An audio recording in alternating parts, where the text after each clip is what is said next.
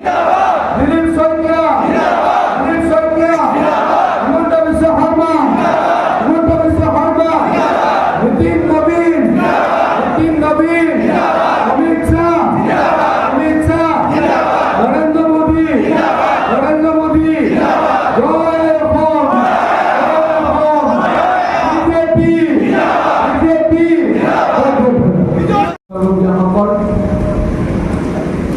হিম সমষ্টিৰ মোৰ শ্ৰদ্ধাৰ আজিৰ এই সভাত উপস্থিত কাৰ্যকৰ্তা বন্ধুসকল, সাংবাদিক বন্ধুসকল,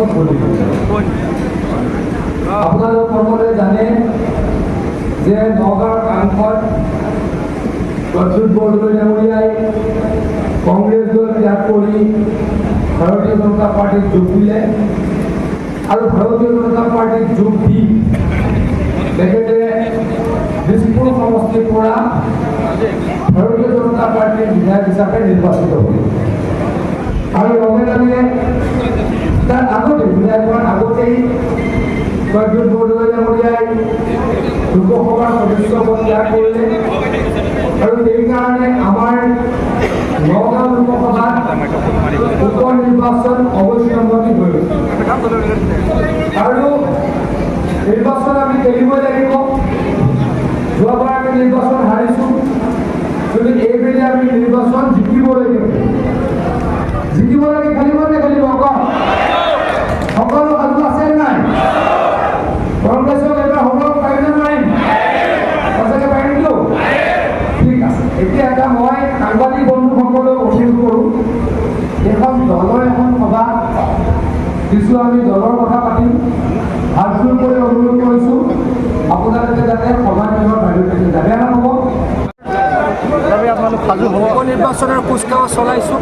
আমাৰ দলে নিৰ্বাচন বোলা বস্তুটো অত্যন্ত গুৰুত্ব সহকাৰে লৈ লাগিলে সেই পঞ্চায়ত নিৰ্বাচনেই হওক, নগৰ সমিতি নিৰ্বাচনেই হওক, বিধানসভা নিৰ্বাচনেই হওক, লোকসভাৰ নিৰ্বাচন বা উপ নিৰ্বাচনেই হওক, আমি হাৰো জিকো আমি অত্যন্ত চিৰিয়াছলি।